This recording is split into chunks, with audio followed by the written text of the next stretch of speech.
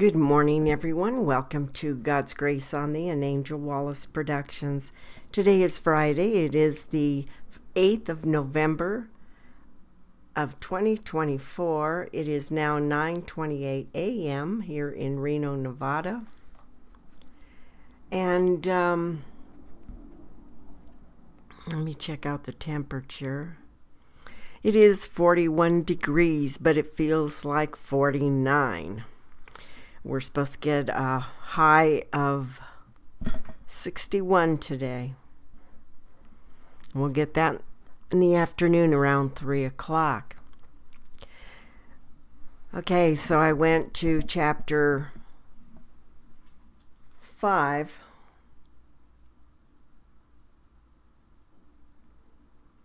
Because we skipped chapter 3, went into chapter 4. Now, the beginning of this particular chapter goes into IRS, which we already know is not a government extension, basically. It's its own entity. They're a corporation of their own. Okay, they're a lending company that basically salivated when President Siri, who's the name of the president that signed an agreement with the Federal Reserve? Here's what I found. Thank you. You're welcome. So President Woodrow Wilson is the slacker that basically sold the soul of our country over to the Rothschilds, which was a banking industry that literally sold our birth certificates as collateral. So I want to just bypass that for now, however, and I want to move into... We want to get back into the Jews, okay? It's important, I think, and as always, I always go to God and I ask Him, use your mind and your thoughts and whatever you want to use through me, and I'll just be your vessel that. Okay, so I'm going to bypass that. I want to move into something different. There is a book called The Life of an American Jew in Racist Marxist Israel. It's by Jack Bernstein. And if you want to read more into that, you can. Let me begin, and we're going to start out of the same series, The Shroud of the Seventh Seal, the Antichrist Whore of Babylon. And so in honor to Mr. Bernstein, before Israel became a state in 1948, Jews worldwide were filled with Zionist propaganda that Israel would be a homeland for all Jews, a refuge for persecuted Jews, a democratic country, and the fulfillment of biblical prophecy. Jack is an Ashkenazi Jew. Jack is an Ashkenazi Jew who spent the first 25 years of his life in the United States, the country that has given all Jews freedom and the opportunity to prosper. And prosper they did, to the point that one portion of the Jews, the Zionists, gained a position of political and economic dominance in the U.S. and controlled 2/3 of your Congress. Remember that this material was written in 1984, and how much farther do you think things might have worsened in the intervening 7 years between then and now? To fully understand the story, it is important that you understand what Zionism really is.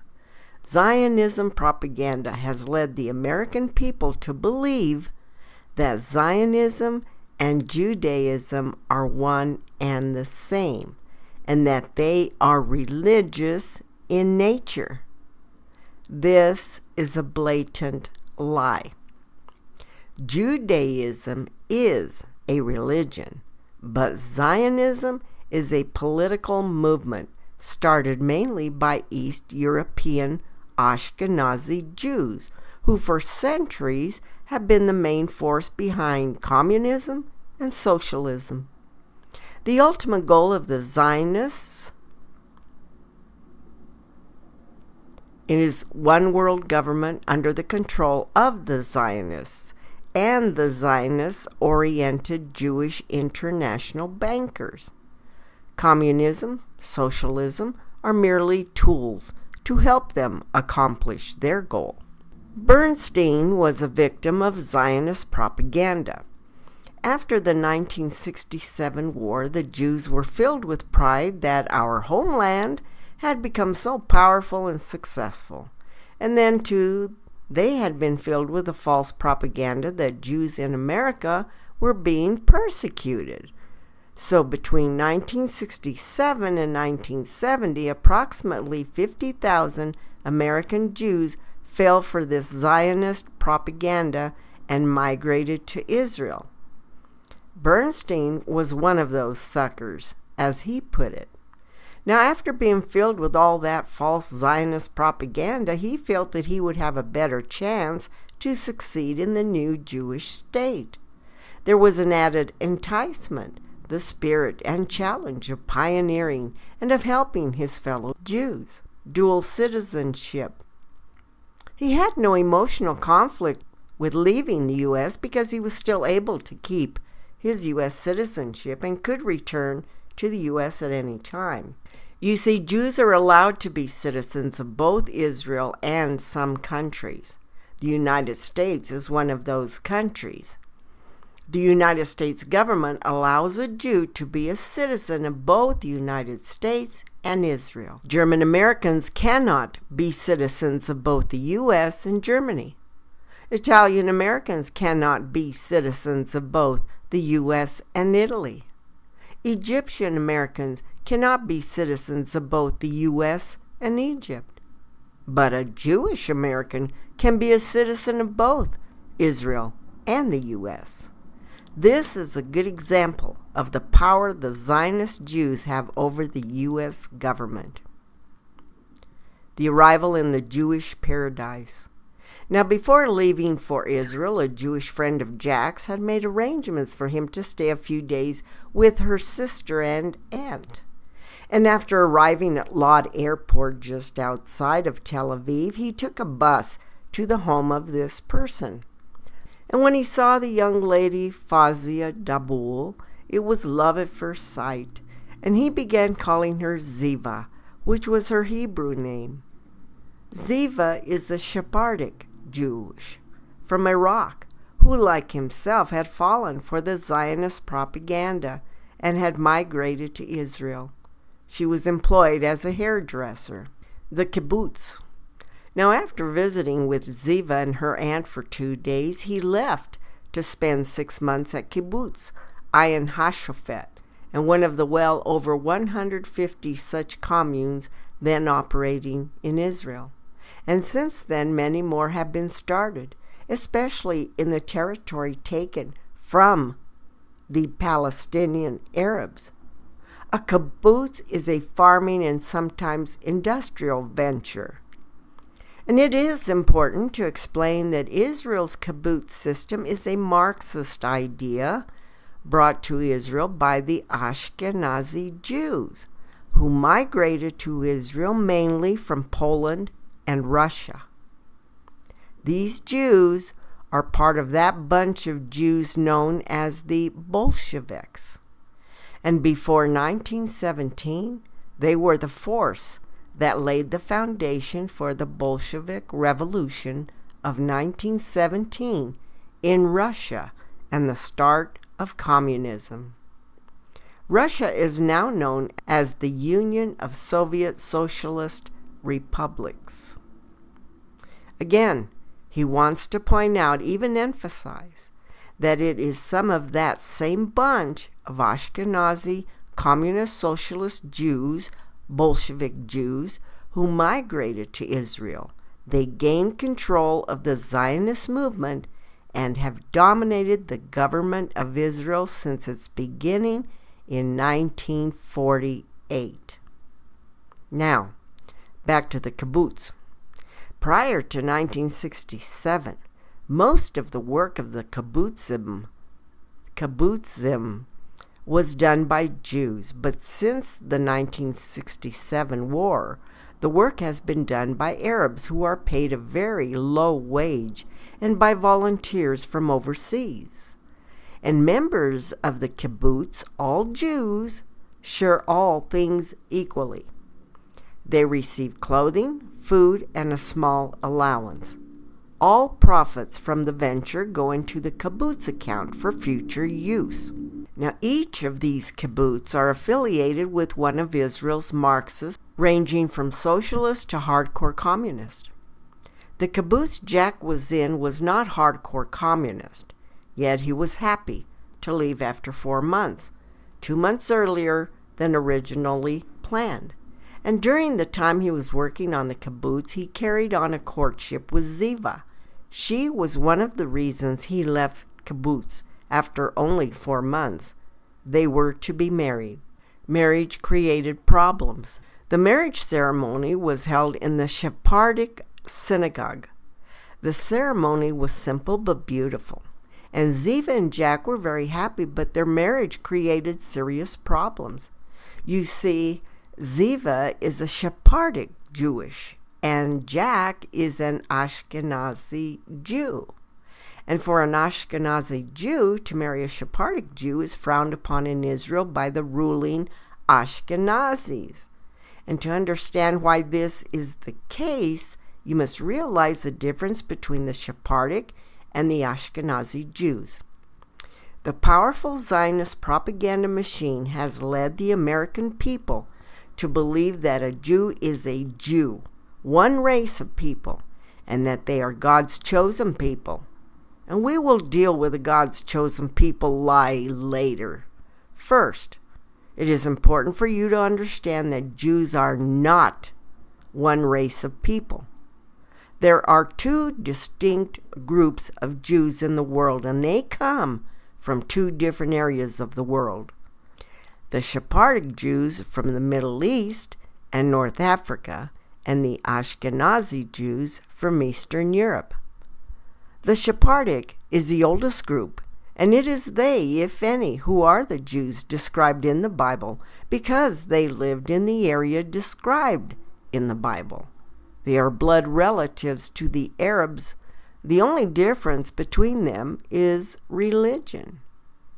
And the Ashkenazi Jews, who now comprise over 90% of the Jews in the world, had a rather strange beginning.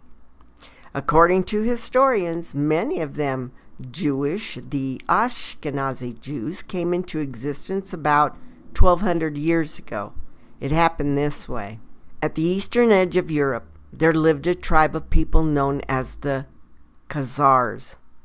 And about the year 7040 AD, the Khazar king and his court decided they should adopt a religion for their people.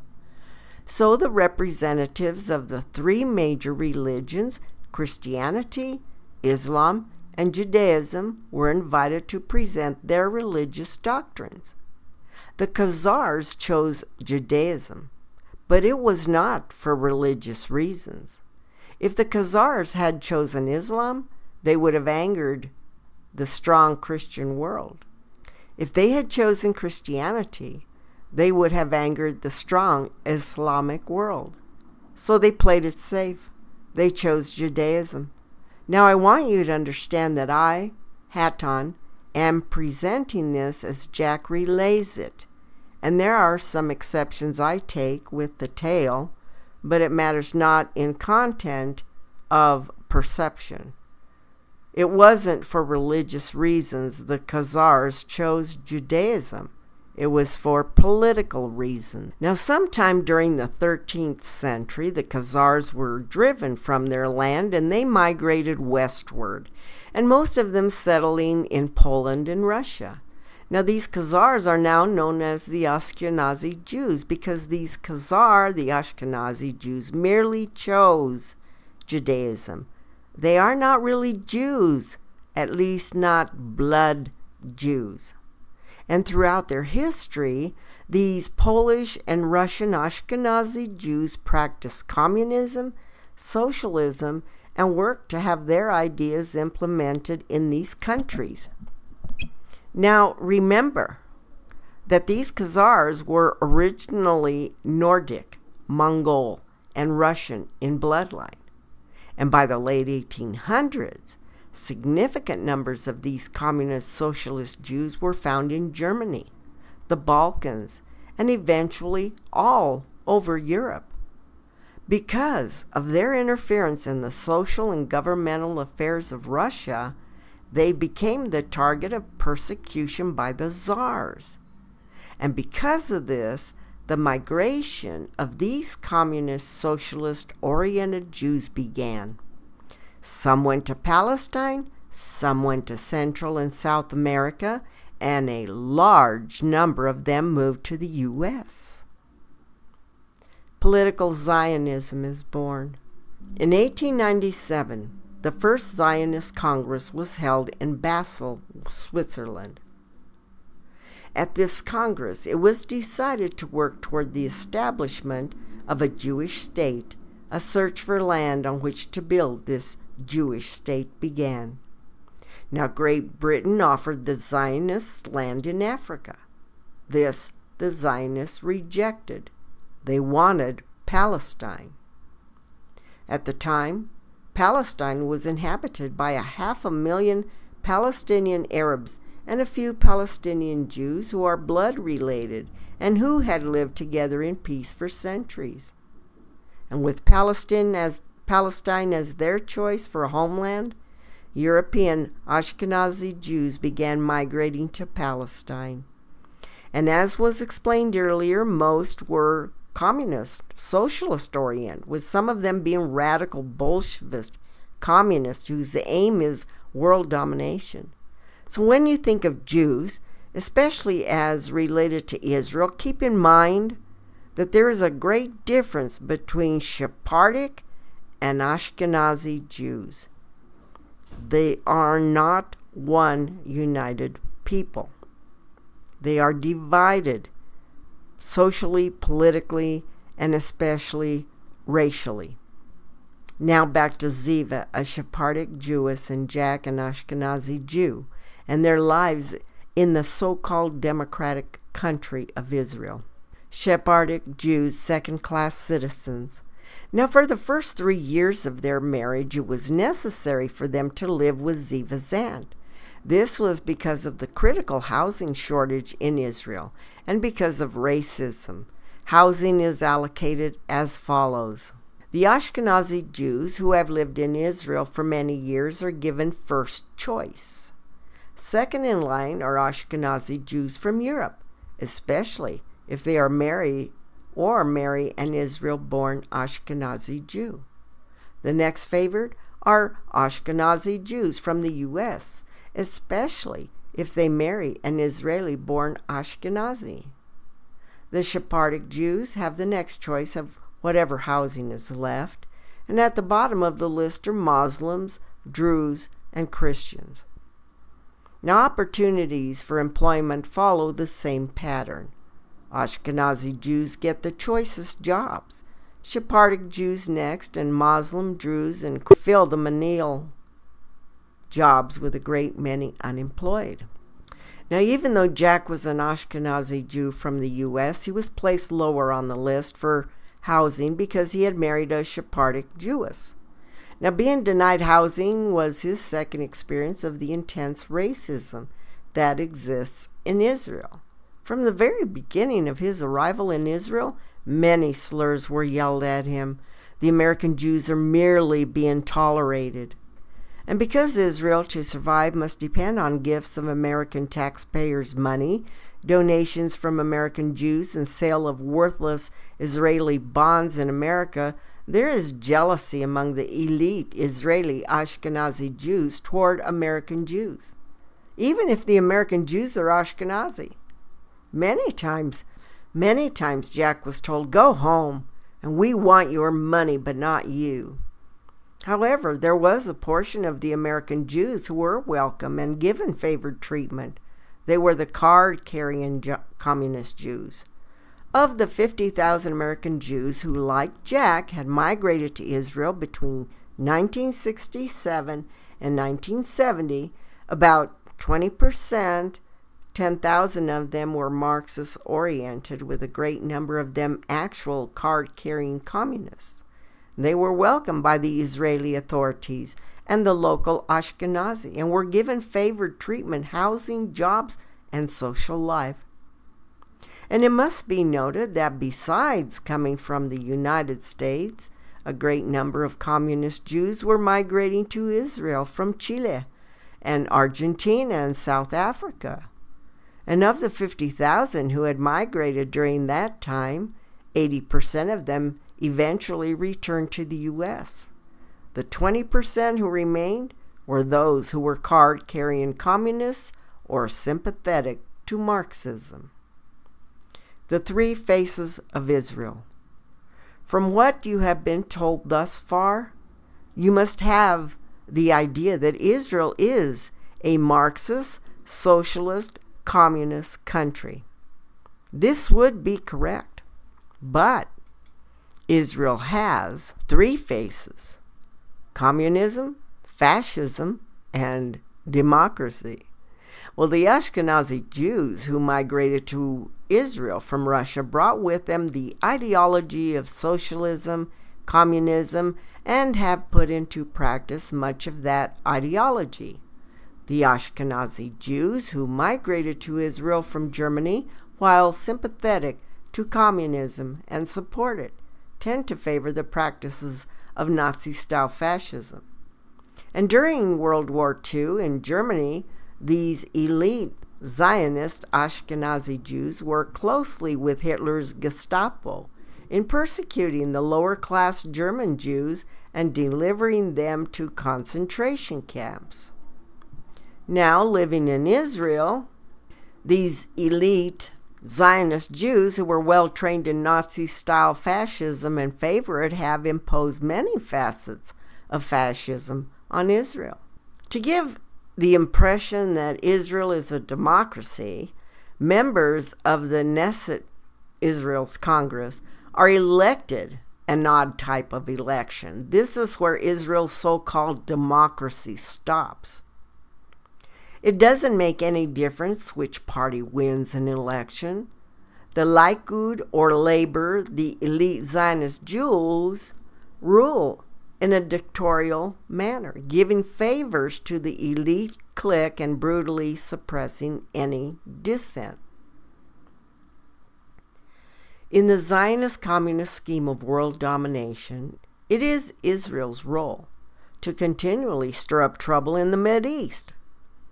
Since wars are a big part of this scheme of aggression, it is only natural that from early childhood on, Israeli youth are trained mentally and physically for war. For instance, Israel had its equivalent of Hitler's youth group. It is the Gadna, and all high school and junior high students are required to participate, boys and girls. And like Hitler's youth group, the youth in Israel's Gadna are dressed in khaki uniforms. They take training and engage in paramilitary exercises. And even at play, guns and thoughts of war are present. When on a picnic, instead of taking along baseball or soccer equipment, they take submachine guns and assault rifles and practice shooting and playing military games. And once graduated from high school, all young boys are required to serve 3 years in the Army, 2 years for girls, or 4 years in the Navy or Air Force, 3 for girls. Ultra-Orthodox religious Jews are exempt from military service. Now, once out of the service, a number of the ex-service people joined the Shin Bet, the equivalent of Hitler's Gestapo. And like the Gestapo, they engage in repressing anyone who acts or speaks out against the Marxist fascist government of Zionist-dominated Israel. Like the Nazi Germany, all people in Israel are required to carry identity booklets called Tudat Zehut in Hebrew. One day Jack changed jackets and forgot to take out his ID booklet when he went downtown to Tel Aviv. And a police officer approached him and asked for the Tudat Zehut, and he was told that it had been left in another jacket. So because he didn't have his ID booklet with him, he was taken to the police station. And at the police station, the desk sergeant informed him that for not having his ID booklet with him, he could be jailed from up to 16 days without being taken before a judge. All that was necessary for the police lieutenant to sign a remand order. And Jack asked permission to make a telephone call to his wife and tell her to bring the ID booklet to the station. The sergeant allowed him 2 hours to have the Tudat Zehut produced. Jack called his wife. She brought it, arriving just minutes before the 2-hour deadline expired. If she had been late in arriving, he would have been jailed for 16 days for simply not having his ID booklet on his person. Now, this is only one indication that Israel is a police state and not a democracy. And you are next, America. Concerning Nazism, fascism, please let us clear up a point. Germans are an admirable people, even to the greatest. But in Germany, the general population were victims of the Nazis, who through cunning and brutality gained power. In Germany, the average Jews were victims of the Zionist elite who worked hand in hand with the Nazis. So many of those same Zionist Jews who in Germany had worked with the Nazis moved to Israel, and they joined hands with the Zionist communist Jews from Poland and Russia.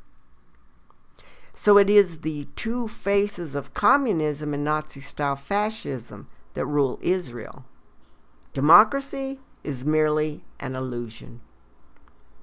Regarding the tie between the elite Ashkenazi Jews and the Nazis, take a look at the word Ashkenazi. Look again. Ashkenazi. Don't you think that is somewhat coincidental, to say the very least? Now, there is great confusion regarding the relationship of fascism to communism. Fascism is national socialism, and communism is international socialism. Economy of Israel. Economically, Israel has long been bankrupt. Of course, this could have been predicted because Israel's economic structure is based on socialism. So whenever a government of a state and its citizens spend more money than the value of the goods produced, economic bankruptcy will result. If it were not for the aid from America, Israel's economy would have collapsed long before now. Israel is a welfare state in every sense of the word, and it is America's most favored welfare recipient at the cost of even your own. While America's farmers, small businessmen, and laborers are struggling to survive, the U.S. government, dominated by Zionist Jews, is draining the pockets and purses of American taxpayers to support Israel's socialist economy and war machine. Since the Israeli government knows, and the favored Zionists know, that the Zionist pressure in America will ensure the America will keep sending them massive amounts of money. The Israeli government spends money like the proverbial drunken sailor. And this practice leads to inflation and eventually to an economic collapse. Now, comparing Israel to drunken sailors is unfair to sailors. Sailors spend their own money. Israel spends money it gets from America.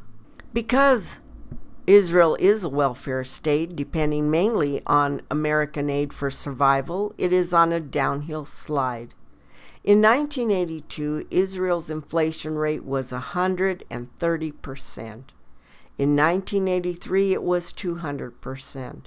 And in 1984, the year Jack penned the book, it was expected to exceed 400%, and it did so. That means a hamburger that cost $1 the prior January would have risen to $5 by the end of December. History shows that no nation mired in economic problems, as Israel has become, has ever avoided an economic collapse. Hearken up, America. Only with a massive increase in American financial aid can an economic collapse be averted. And even then, this solution would only be temporary. Nonetheless, you continue to pour in billions and billions in dollars and more in every known weapon and side adventure. Regarding the destructive tendencies of socialism, there are circumstances that allow a country to successfully provide social programs to help its people. It is possible in a country that has sufficient financial resource and where citizens are deeply religious and considerate of their fellow men. None of this exists in Israel. And even in countries where conditions are ideal, there lingers a danger. And since the government of the country provides for the needs of its citizens, most of these citizens have a tendency to lose incentive to work hard. And a country with a complacent citizenry is easily conquered. Visitors to Israel. Now, tourism is one of Israel's main sources of income. The largest group of visitors are American Jews, but there are also many American Christians who want to visit the holy shrines and to see the land of God's chosen people. These Christians come away very impressed and filled with religious fervor. And while in Israel, Jews and Gentiles alike are carefully watched so that they do not stray and happen to see the sordid side of Israel, the true Israel. Like in Soviet Russia and other communist countries, visitors to Israel are taken off carefully planned guided tours. They are shown the religious sites, the universities, the lush orchards, the technical accomplishments, the arts, and to stir sympathy, they are taken to visit the Holocaust Museum. But kept from the eyes of the tourists are the ghettos, the prisons where political prisoners, mostly Arabs and Sephardic Jews, are subjected to the most inhumane forms of torture. The tourists do not see the widespread criminal activities and the corruption and cooperation between organized crime bosses and government and police officials. The tourists do not learn of the true inner workings of Israel's Marxist fascist government, nor do they see Israel's racism. Jack relates one story of an American tourist who couldn't help telling about the wonderful religious feeling she had from just being in Israel, the Holy Land. He remarked to her, "Just try and give a Bible to a local Jew and you will see how much religion and religious freedom there is in Israel. If seen by the police doing so, you will be immediately arrested." And regarding the Holocaust Museum, Jack comments that he could not help but comment, "The Holocaust may not have happened if," and here grows the seeds of truth from the mire of lies. Number one, if the Zionist leadership in Germany had not cooperated with the Nazis. 2. If the Zionists worldwide had not persuaded various countries to refuse to accept Jews from Germany. The Zionists in America persuaded President Roosevelt to shut the door and not allow Jewish refugees into America before the war, when there was still a chance for Jews to leave Germany. And it must be added that many people, including Jews, question whether the Holocaust happened as portrayed by the Zionist propagandists, at least not to the extent the Zionists claim. I can most certainly assure that it did not.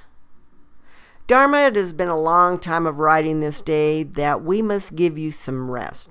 Allow us to close at this point, and we shall take up the subject of religion in Israel when we sit to write again.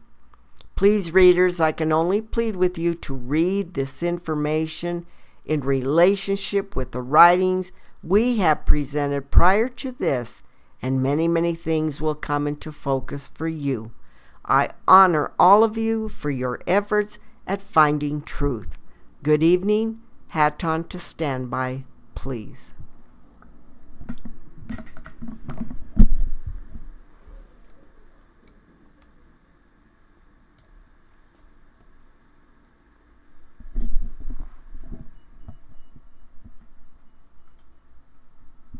Note,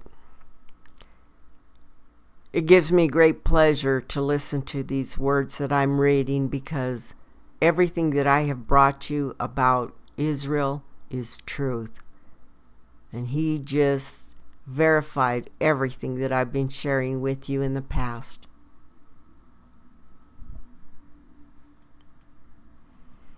I love you all, folks. Thank you for stopping by. This hits home, doesn't it? Now you know the difference. Now you know why I used to call them the fake Jews, because they were two separate entities with a false name tied to a religion. Okay, folks, be sure and share this video. Be sure and share your smile. Hug those you love. Life is short. And do something kind for others. Love you. See you. Bye.